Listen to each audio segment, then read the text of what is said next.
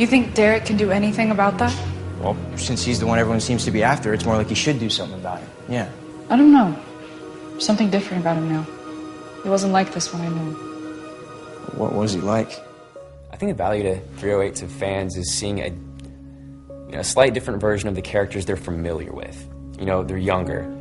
I mean, what's going to be different about them? I play young Derek Hale, and Derek is just a confident, popular, kind of cocky basketball player in high school. And then he falls in love with this girl who's not really in the same social circle as him, and he's got to make some decisions that make him, in the end, grow up a little too fast.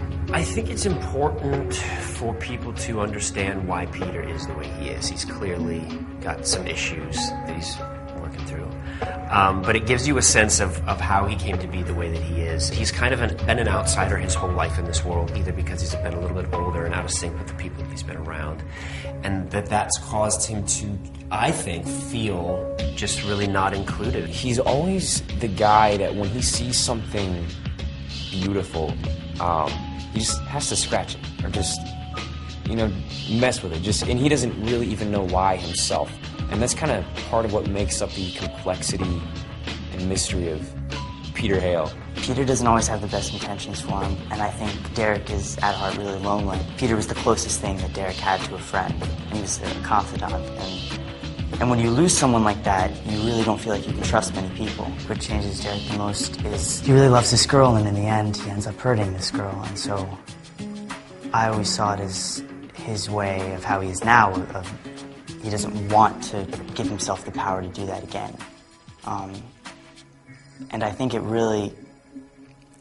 just kind of made him more isolated from everyone else because he just didn't want to hurt someone like he did.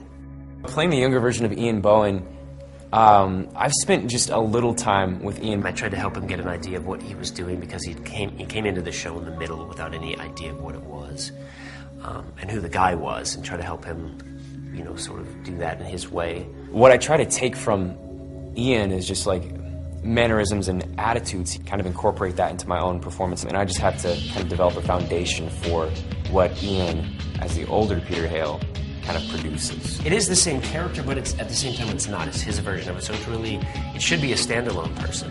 It's great to play the younger version of Tyler Hoechlin because he's just kind of like the man on the show, and he's such a strong and prominent presence on screen, and I don't know, I just think it's kind of like it's an honor to even be considered like good-looking enough to be a younger version of him.